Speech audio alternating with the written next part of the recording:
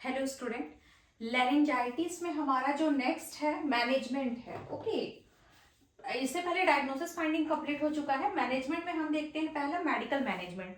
Medical management क्या बोला है? एंटी फंगल और एंटीबायोटिक्स, मतलब सबसे पहले हम लोग क्या देते हैं मेडिकल मैनेजमेंट में? मेडिसिन प्रोवाइड करते हैं। तो मेडिसिन में हम लोग एंटी फंगल या फिर एंटीबायोटिक्स हम मेडिसिन प्रोवाइड करेंगे। ये क्यों होता है? फॉर बैक्टीरिया और फंगल इन्फेक्शन के लिए। ओके, फिर आता है आपका शॉर्ट कोर्स स्टेरॉइड। ठीक है, स्टेरॉइड का हम एक शॉर्ट कोर्स तैयार करेंगे। शॉर्ट कोर्स जो हो सकता है वो हो सकता है 1 मंथ का ही हो, जिसमें हम वीकली हम प्रोवाइड करें, या फिर हो सकता है कि 2 to 3 मंथ का हो। एक शॉर्ट कोर्स हम देते हैं जिसमें आता है आपका प्रेडनिसोन होता है और डेक्सामेथासोन होता है। ठीक है, ये दो मेडिसिन हम प्रोवाइड करते हैं शॉर्ट कोर्स के लिए। Decrease the inflammation and symptoms, ये सिम्टम्स और जो भी इंफ्लामेशन है उसको कम करने का काम करता है।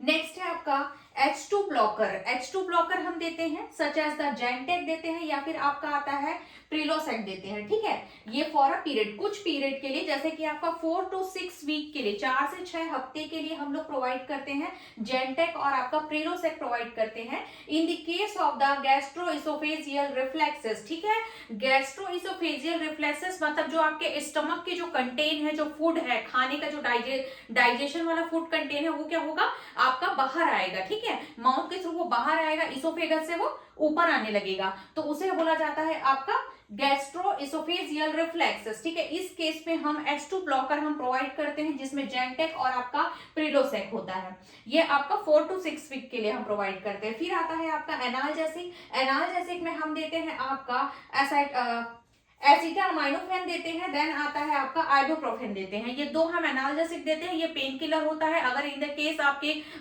लैरिंग्स के एरिया पे अगर बहुत ज्यादा पेन हो रहा है तो उसके लिए सपोर्ट करेगा एनाल्जेसिक। फिर आता है आपका कॉर्टिकोस्टेरॉइड ड्रग हम लोग प्रोवाइड करते हैं जो इन्फ्लामेशन और स्वेलिंग को कम करने का काम करता है।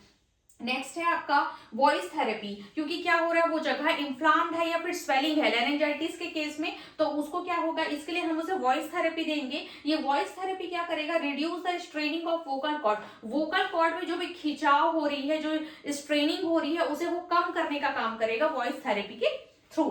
फिर आता है आपका प्रिवेंशन। प्रिवेंशन में हमको किस किस चीजों से हमको प्रिवेंट करना है अपने लैरिंग्स को? तो डोंट ड्रिंक कॉफी, सोडा या other product that have a caffeine. किसी की भी कोई भी प्रोडक्ट जिसके अंदर कैफीन मौजूद हो, या फिर कॉफी या फिर सोडा, ये सब के प्रोडक्ट नहीं ड्रिंक करने हैं, क्योंकि वो आपका इरिटेशन और इन्फ्लामेशन को बढ़ाने का काम करेगा।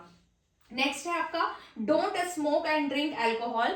एल्कोहल स्मोक उस समय नहीं लेना है क्योंकि इंफ्लामेशन एरिया होगा, वो क्या हो जाएगा? इरिटेट होने लगेगा, वहां पे जो म्यूकस मेम्ब्रेन है वो क्या होंगे? इरिटेट होने लगेंगे। फिर आता है नेक्स्ट आपका नर्सिंग डायग्नोसिस। नर्सिंग डायग्नोसिस में हम देखते हैं acute pain related to inflammation. पहला डायग्नोसिस आपका बनेगा पेन हो रहा है, किसकी वजह से पेन हो रहा है? आपका रिलेटेड टू इंफ्लामेशन, इंफ्लामेशन की वजह से पेन हो रहा है। नेक्स्ट आता है imbalance nutrition related to swelling of the vocal cord. ठीक है, वोकल कॉर्ड में स्वेलिंग की वजह से क्या हो रहा है? हम प्रॉपर अमाउंट में खाना नहीं खा पा रहे क्योंकि हमको पेन हो रहा है, तो उस कंडीशन में न्यूट्रिशन इम्बैलेंस बॉडी में हो सकता है।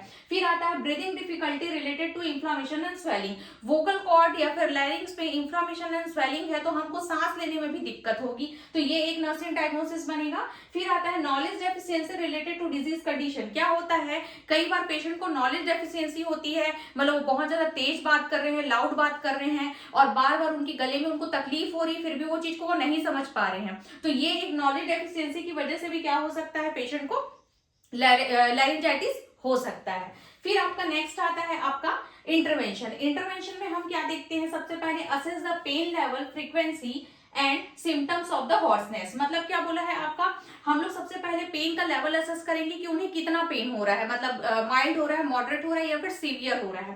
पेन का लेवल, फ्रीक्वेंसी हम देखेंगे कि किस टाइम में उन्हें पेन हो रहा है। फिर हम लोग सिम्टम्स ऑफ द हॉर्सनेस, मतलब क्या बोल रहा है आपका? उनका जो आवाज है, वो आवाज उनमें कैसे आ रहा है? आवाज बहुत ज्यादा भारीपना आ रहा है, या बहुत ज्यादा कम आ रहा है, या बहुत ज्यादा मोटा आ रहा है उनका आवाज, वो हम चेक करेंगे सिम्टम्स में।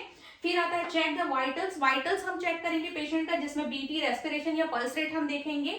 फिर आता है advice the adequate knowledge for prevention of the disease. Disease से प्रिवेंशन करने के लिए हम पेशेंट को एक एडिक्वेट नॉलेज देंगे कि आप वॉइस थेरेपी ले सकते हैं, आप न्यूट्रिशन डाइट ले सकते हैं, ये सारी चीजें हम लोग नॉलेज देंगे जिससे पेशेंट को रिलैक्स फील हो। फिर आता है advice for follow up care, ठीक है, और हम पेशेंट को बोलेंगे कि वो प्रॉपर फॉलो अप ले, डॉक्टर के पास विजिट करे, जिससे जो डिजीज कंडीशन है वो उसका प्रिवेंट हो पाए। ठीक है, तो ये था आपका लैरिंजाइटिस। लैरिंजाइटिस का एक नॉर्मल मीनिंग है इन्फ्लामेशन ऑफ दी लैरिंग्स। लैरिंग्स में इन्फ्लामेशन हो जाता है, ये नॉर्मली माइल्ड केसेस होते हैं। ठीक है, अगर आपको इसमें से कोई भी डाउट होता है तो आप मुझे कमेंट बॉक्स में पूछ सकते हैं, मैं रिप्लाई करूंगी। अगर आपको इसका नोट्स चाहिए तो भी आप मुझे कमेंट करिएगा, मैं आपको पीडीएफ लिंक सेंड कर दूंगी। और अभी तक आपने चैनल को सब्सक्राइब नहीं किया है तो लाइक कर लीजिए, सब्सक्राइब कर लीजिए और बेल आइकन पर क्लिक कर लीजिए, जिससे जब भी मैं न्यू वीडियो अपलोड करूं तो आपको नोटिफिकेशन आ जाए। और आप प्लीज मुझे कमेंट करिए, जिससे मुझे पता चलेगा कि आपको समझ में आ रहा है या नहीं आ रहा है। अगर आपको टॉपिक के और भी डिटेल वीडियो चाहिए तो फिर आप मुझे बताइएगा, मैं और भी डिटेल वीडियो बनाऊंगी। Thank you.